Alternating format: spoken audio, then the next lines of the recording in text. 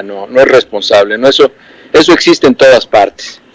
Así es, doctor. Desafortunadamente, pues sí, lo mismo vemos aquí, allá o en otras latitudes. El tema de los incendios forestales en gran parte son causados por la irresponsabilidad de quienes los visitan, pasan por ahí, o de estas prácticas a veces agrícolas de quemar zonas para hacerlas tierra de cultivo, y salen de control estos incendios, desafortunadamente provocando este tipo de estragos. Pues ¿cómo ves, doctor, este terminalejo ahí que van acuñones del que van hablando?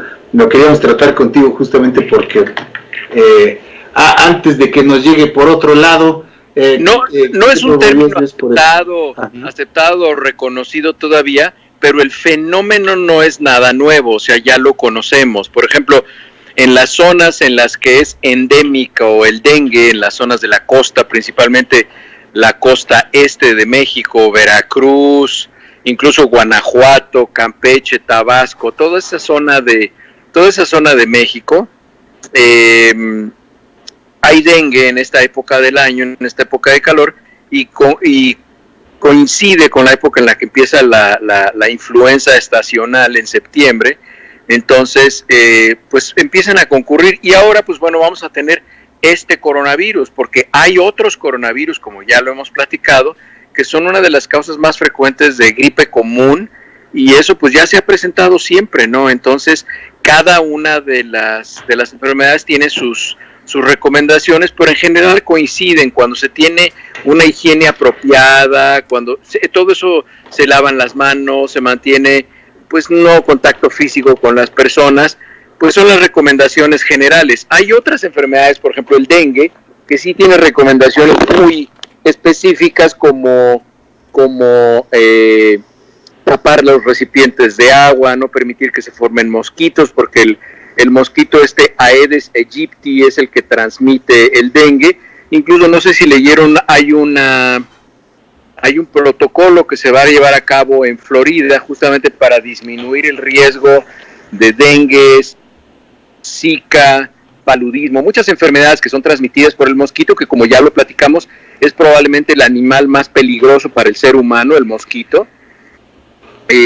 Como ya lo hemos visto, entonces se va a hacer una campaña y se van a sembrar 750 millones de mosquitos modificados genéticamente en la península de Florida, para que se disminuya la transmisión de enfermedades como estas que les comento, el zika, el paludismo, el dengue.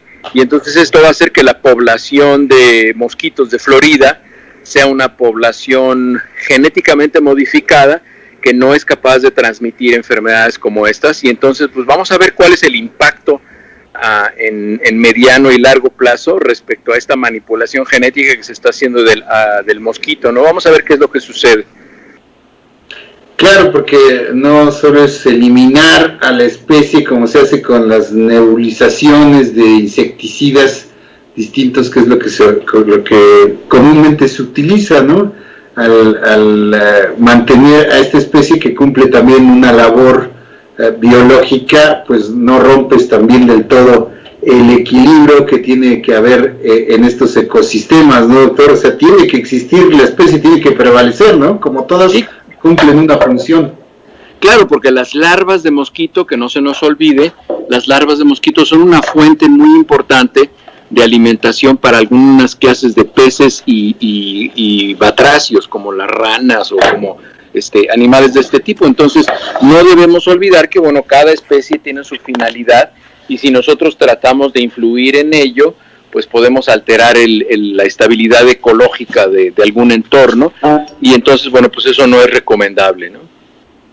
Así es, doctor. Entonces sí es, digamos, factible que este riesgo llegara a producirse dos pandemias, o digamos dos virus que se presenten en determinado momento. Se ha hablado mucho, incluso, doctor, no sé si has escuchado últimamente, de que ya hay ciertas mutaciones en el propio virus, en el propio coronavirus 19, algunos que serían de mayor contagiosidad, si vale el término, ¿no? O sea, que serían más fácilmente contagiosos que otros, o bien a algunos otros virus que podrían surgir o que han surgido en determinados momentos y que puedan extenderse también con ahora que pues tendremos después de esta pandemia no solo un sistema de salud a nivel global pues diezmado por lo que acaba de suceder, por lo que estamos pasando, mejor dicho, y por la humanidad misma que pueda estar más expuesta a todo este tipo de riesgos de la propia naturaleza, doctor. Sí, esto que mencionas como contagiosidad se llama, en medicina se llama virulencia. Puede ser que tenga mucha mayor virulencia algunas especies, pero pues vamos a ver si así se presenta. Sí hemos visto algunos cambios que no han sido significativos y pues esto ya lo habíamos platicado también aquí. Acuérdense que ya les había dicho que más o menos cada 200 generaciones hay alguna mutación genética que presentan todas las especies para protegerse del medio ambiente y para poder subsistir, y una generación de un virus pues es más o menos cada 48, 72 horas, entonces pues más o menos en 150, 180 días se van presentando cambios genéticos que favorecen la adaptación de estas especies. Entonces no sería raro que se fueran presentando mutaciones, y eso explica por qué en especies como los coronavirus o la influenza incluso, la vacuna se tiene que renovar cada año, porque va modificando sus herramientas de infectividad, los virus, y entonces tiene que irse adaptando la vacuna, y es por eso que se hace de esa manera, ¿no? Así es, Doc, y esto me lleva justamente a uno de los temas que se trataron esta semana en estas conferencias vespertinas, hablando justamente de la inmunidad de las personas que ya superaron el virus. Todavía no se conoce la inmunidad alcanzada, que señalaban podría ser pues de corta duración o de duración permanente, pero eso todavía no se puede saber. Entonces no podemos hablar todavía de una inmunidad de rebaño garantizada, doctor, en cuanto a la expansión del virus. Es decir, no podemos apostarle tampoco a que nos contagiemos ya todos para solucionar el problema, porque todavía no se sabe bien de qué tipo de inmunidad estamos hablando de las personas que ya se han recuperado. ¿Pasará todavía mucho tiempo para esto, doctor, para que sepamos de cuánta inmunidad? Mira, ya sabemos que hay inmunidad, tan sabemos que hay inmunidad celular, como se los expliqué alguna vez. Hay dos tipos de inmunidad: la inmunidad celular, y les hice el ejemplo de que la inmunidad celular es la de los policías y los ministerios públicos, y la inmunidad oral es la de los soldados. La inmunidad celular es la de los linfocitos T, los CD4 y todo esto que conocemos mucho por lo que se estudiado de HIV. Sabemos que se forman, y tan sabemos que se forman que a los pacientes que se enferman y sobreviven les pedimos que donen su plasma, porque sabemos que el plasma está enriquecido con linfocitos T que nos ayudan a la respuesta inmediata.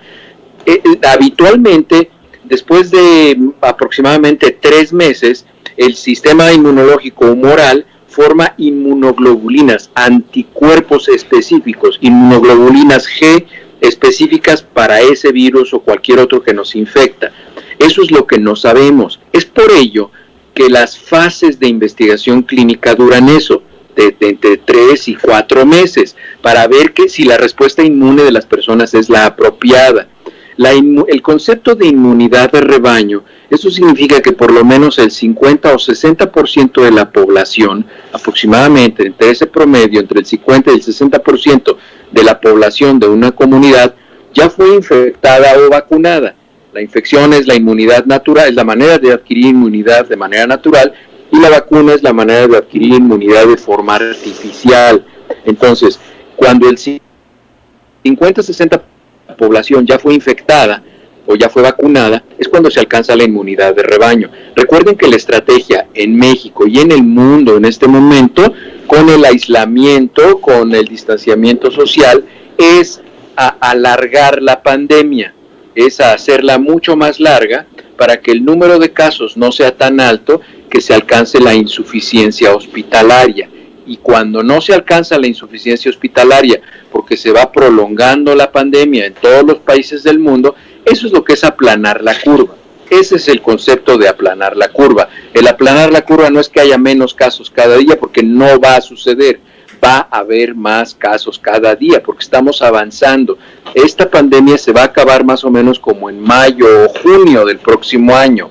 Es cuando vamos a empezar a ver la disminución completa de casos, y eso va a ser alargado por dos cosas. Si es que las vacunas no demuestran ser eficientes como puede suceder, como sucede en el 67% de los casos que se ensaya un nuevo medicamento o una vacuna son ineficientes, la ventaja es que ahora se están ensayando muchas vacunas, entonces si fallan la mitad de las vacunas, pues bueno, tenemos otras vacunas que pueden cubrir ese espacio de las vacunas que no fueron eficientes, pero eso existe, y no quiero que vaya a empezar a decir la gente en diciembre que las vacunas X o Y no funcionaron, es que están improvisando y no saben y todos son iguales. No, eso sucede en ciencia. Ahorita estamos viendo un fenómeno, quienes nos dedicamos a la ciencia y a la salud pública, estamos viendo un fenómeno en las personas, que hay muchas cosas que son nuevas para la gente.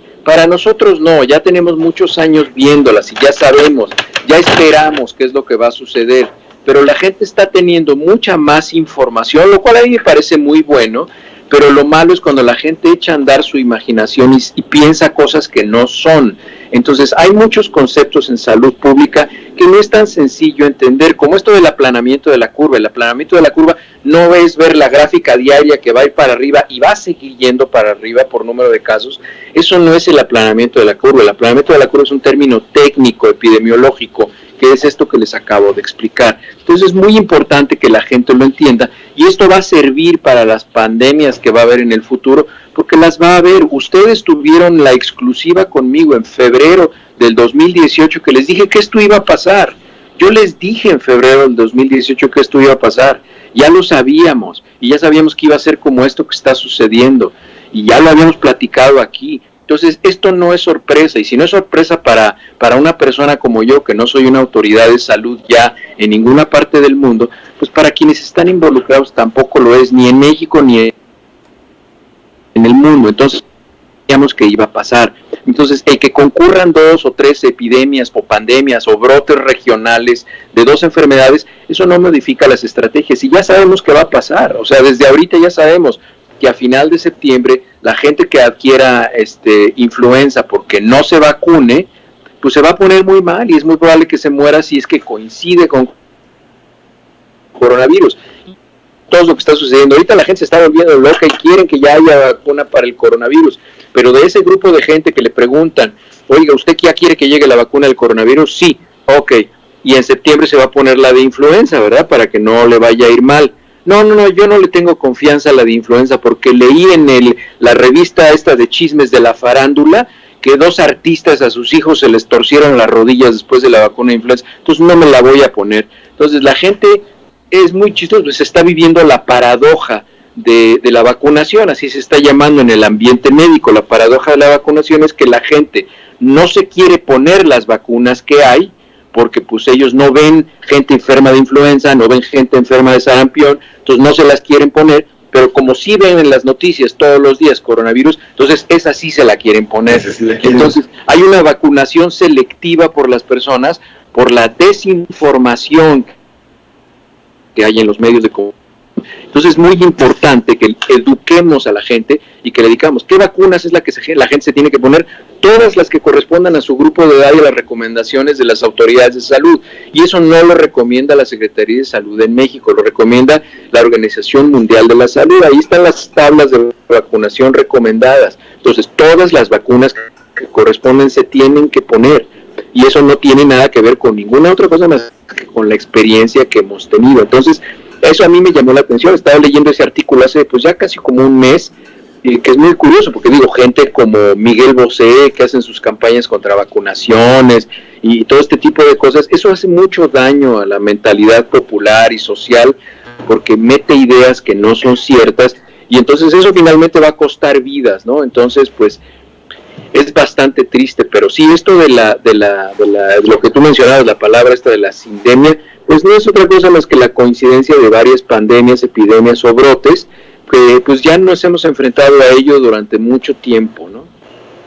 Muy bien, doctor, y bueno, como ya mencionabas, pues están en fases finales o fases clínicas, como le llaman, creo, doctor, varias de las vacunas. Tenemos la rusa, que ayer anunciaba aquí Marcelo Ebrard, va a haber 2,000 voluntarios, 2,000 cobayos aquí en México para esta fase experimental. También una vacuna en Cuba que estaría lista hacia fines de este año, y que nos da justamente ese ramillete de oportunidades para poder contar con una vacuna en el mediano plazo, decíamos, porque pues no es tan inmediato, ¿no, doctor? Son varias fases, varios protocolos a seguir y varios procesos para llegar a obtener finalmente una vacuna que, como bien dices, con el tiempo además tendrá que ir también pues mutando, corrigiéndose,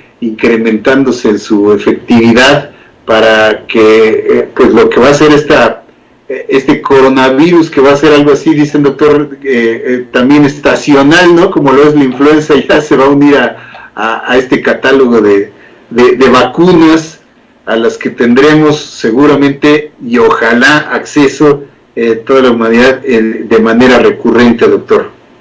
Eso es algo que también vamos a aprender, porque como han visto, bueno, pues este coronavirus ya pasó el invierno, ya pasó la primavera y ahora ya estamos en el verano, o sea, ya tuvo 3 estaciones. Entonces no sabemos si vaya a ser de aparición universal respecto a las estaciones del año, si vaya a ser estacional, eso todavía no lo sabemos. Y respecto a la vacuna, a mí me dio mucho gusto lo que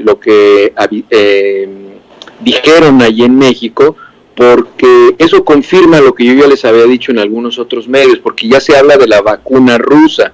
Y yo les decía, no es que ya haya una vacuna rusa, lo que sucede es que la vacuna rusa está en una fase 3 de ensayos clínicos, y bueno, pues ahora México se va a unir, y no es que sean cobayos mexicanos, no es eso, porque la fase de cobayos ya se pasó. En donde se utilizan cobayos o especies inferiores es en la primera fase de los ensayos clínicos, en donde se está analizando la seguridad. Ahorita ya sabemos que la vacuna es segura, que no va a causar problemas en una pequeña cantidad de pacientes. Ahora se va a ensayar en miles o decenas de miles, o probablemente en centenas de miles, porque como va a ser multicéntrico el estudio, todos esos pacientes van a ser centenas de miles. Lo que ahorita se va a estudiar en la vacuna es lo que les mencionaba hace un momento. En este momento lo que se va a ensayar en la vacuna es ver si es capaz de causar respuesta inmunológica suficiente que confiera protección en la población. Eso es lo que se va a ensayar ahorita, y es cuando se saca al mundo y se saca a las comunidades para ver si de verdad eso va a causar inmunidad de manera suficiente como para hacer algo que se recomiende dentro de un esquema de vacunación para coronavirus. Esa es la fase 3, y eso se va a llevar algunos meses, como les comentaba, y es exactamente lo mismo la rusa que la que le denominan cubana, que la que tiene AstraZeneca, que la de la Universidad de Oxford. Hay muchísimas, hay creo que ya no eran 74 hace un mes, ahorita creo que ya son más de 100.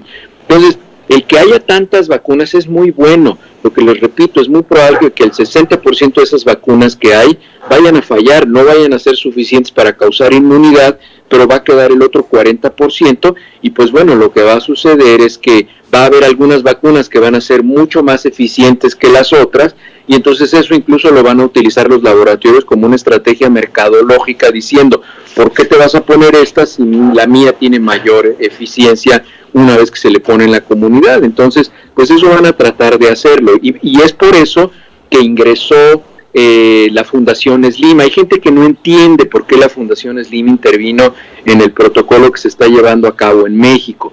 La Fundación Slim lo único que está haciendo es que está asumiendo el riesgo de que la vacuna fracase. Si la vacuna fracasa, el laboratorio no va a perder dinero por haberlo ensayado en México. Ese golpe económico, si la vacuna fracasa, lo va a absorber la Fundación Slim. Ese es el principal rol de la Fundación Slim en México. Y es por eso que muchos laboratorios no ensayan sus medicamentos en determinados países, porque ellos no quieren perder dinero, porque es mucho el dinero que se pierde. Estamos hablando de centenas de millones de dólares. Entonces, si ese dinero se pierde porque al final esa vacuna no fue eficiente o ese medicamento no fue eficiente, pues el costo normalmente lo asumen los laboratorios. En este caso, la parte que corresponde a México de la fase 3 de AstraZeneca lo va a absorber la Fundación Slim. Es decir, la Fundación Slim está invirtiendo para que se pueda hacer un estudio en México. ¿Y esa qué ventaja le otorga a México? Que como México aportó un número significativo de personas en las cuales se ensaya la vacuna, México va a tener preponderancia para la distribución de la vacuna en los primeros lugares de la lista. Esa es la estrategia, por eso se está haciendo de esa manera. Muy bien, doctor, pues como siempre, información valiosa y de primera mano que debemos seguir difundiendo para estar al pendiente del desarrollo de todo esto que se viene produciendo con este fenómeno que nos tocó enfrentar. Está el tema pues de los rebrotes, ¿no?, que se están dando en Europa. Ahora perdón que te interrumpa, Jorge. Sí. Digo, estoy leyendo los comentarios. Tere, no es que al gobierno de México le convenga. Yo les repito, ustedes pueden decir que son unos hijos de la tiznada en el gobierno de México, pero no utilicen lo que yo les digo. Tengan un poco de respeto. Les digo, el alargar la pandemia es una estrategia epidemiológica para evitar la insuficiencia hospitalaria. No utilicen, se los pido con todo respeto, no utilicen lo que yo les digo para sus odios políticos. Yo entiendo que no les caiga bien el presidente, que odien al doctor López Gatell, se los respeto, hagan lo que ustedes gusten, pero no utilicen lo que yo les digo. El alargar la pandemia es una estrategia epidemiológica que tiene su fundamento y tiene su intención de disminuir la mortalidad y disminuir que los casos complicados se vuelvan casos mortales. No tiene nada que ver con el maldito peje. Por favor, no utilicen lo que yo les digo. Escuchen, es más, si no me quieren escuchar, no me escuchen, cámbienle, hagan lo que gusten. Yo lo hago con mucho respeto para ustedes, para darles información, pero no hagan eso. Leo sus comentarios y yo los respondo con mucho gusto, con mucho respeto, pero no es cierto, no hagan, yo no dije eso. No es la intención de alargar la pandemia para la selección natural y que se mueran los pobres. No es cierto. La intención es que no se alcance la insuficiencia hospitalaria porque no es suficiente en el mundo el número de camas para atender el número de pacientes que va a haber. Odien a quien quieran, hablen caca de quien quieran, pero la verdad es que sí me incomoda que utilicen lo que yo aquí investigo para ustedes con todo respeto, con todo cariño, para que me quieran utilizar para sus odios personales y políticos. No hagan eso. Yo vengo aquí a hablarles respetuosamente de ciencia, de medicina. Yo no estoy a favor de ningún gobierno, ni de Morena, ni del PRI, ni del PAN. A mí eso no me interesa y ya se los he repetido. Yo les hablo bien de lo que esté bien y les hablo mal de lo que esté mal, pero no hagan eso. Eso sí realmente me incomoda, porque créanme, para hablar con esto no dormí en el viaje de regreso en el avión para prepararles una plática apropiada para ustedes, y eso la verdad es que yo considero que es una falta de respeto de ustedes hacia mí, y no hagan eso, por favor. Bueno, yo creo que no es precisamente esa la intención, doctor. Ahora sí que cada quien da la interpretación ya a nivel personal, ¿no? Lo que se agradece desde luego es la información que nos aportas, y ya dices, pues bueno, ya con lo que se quede cada quien, pues eso sí que no lo podemos desde luego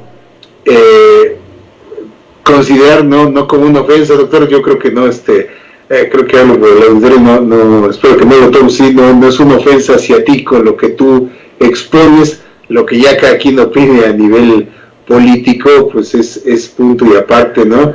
Valoro su información, dice Teresita, válidas sus aportaciones, no utilizo su dicho, y yo tengo tengo rato diciendo lo mismo. Yo tengo muy buena comunicación con ustedes, pero yo veo ahí que mezclan mis comentarios con que la 4T y el PG y yo no estoy hablando de la 4T ni del PEGI, yo no estoy hablando de eso.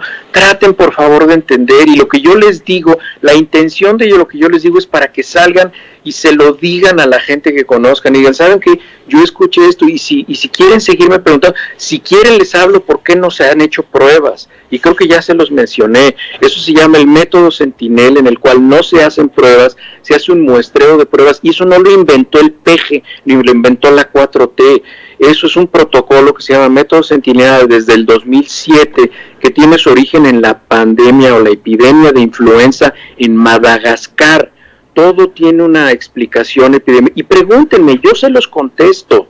Pero si ustedes odian a un gobierno, está bien, yo no tengo ninguno. Pero si les explico para qué son las cosas, a mí me gustaría que trataran de disociar, de sacar sus odios políticos, que tienen derecho. Ya me voy, ahorita termino mi colaboración, me voy, y odien todo lo que quieran. Además abusados, porque luego van a odiar hasta a su familia. Y después de ahí, que entiendan que esa es una parte, y la otra es la información científica, médica, epidemiológica, de salud pública que yo les doy a nivel mundial. Y si México hace algo mal, por ejemplo, a mí me pareció una impertinencia que en enero o en febrero o en marzo, cuando lo dijo el doctor López-Gatell, utilizara palabras con que iba a ser una desgracia epidemiológica, que hubiera 60,000 casos. Ya sabíamos que iba a haber 60,000 casos mortales, ya lo sabíamos. Entonces, eso a mí, por ejemplo, se me hizo una imprudencia, y eso no está bien, no lo debemos de decir. Ya les dije qué porcentaje de personas se pueden infectar, qué porcentaje de personas se pueden morir. Entonces, si México tuviera más de 180,000 muertos, eso sí sería porque las cosas se hicieron mal. Hasta ahorita se están conteniendo las cosas en México. Entonces, yo no tengo ninguna afiliación ni preferencia política, yo nunca he pertenecido a ningún político, a ningún partido político. Yo lo que les hablo aquí es de salud pública. Entonces, tratemos de hablar de eso. No nos metamos en política, al menos en lo que yo digo y en lo que yo hablo. Si ustedes creen que la señora que van a atropellar a las 4 de la tarde es por la maldita gobernadora del Distrito Federal o Ciudad de México, yo se los respeto, piensen lo que quieran, pero hablemos de salud pública y hablemos de salud. Yo estoy a sus órdenes, y luego con mucho gusto, de manera muy desinteresada. Así es, doctor, lo cual valoramos como siempre, la aportación semanal de cada semana. Y bueno, pues te dejamos ahí en ese paisaje relajador que tiene el doctor. Les enseño. Relajante, con el lago y el entorno de tranquilidad que tienes por ahí. Por ahí no tienes osos como acá en Monterrey. Sí, justamente. ¿Ah, sí? Y son los mismos que hay allá, los osos negros chaparritos. Los osos negros. Ya en el fondo tenemos una zona de reserva ecológica, y ahí hay osos, hay búhos, hay incluso linces, venados. Está muy bonito, y al rato tengo que ir a patrullar por allá. Pero sí tenemos osos, pero aquí no los castramos como allá en Monterrey. Se pasaron, la verdad. Ahí está, doctor. Pues muchísimas gracias. Que tengas un excelente fin de semana, doctor. Y pues nos esperamos la próxima con más información de justamente el tema de la salud pública y la salud individual en general. Gracias, doctor, como siempre, por esta aportación. Les mando un abrazo, que tengan un bonito día. Igualmente. Cuídate mucho, doc. Hasta la siguiente semana. Vamos a hacer un corte, continuamos.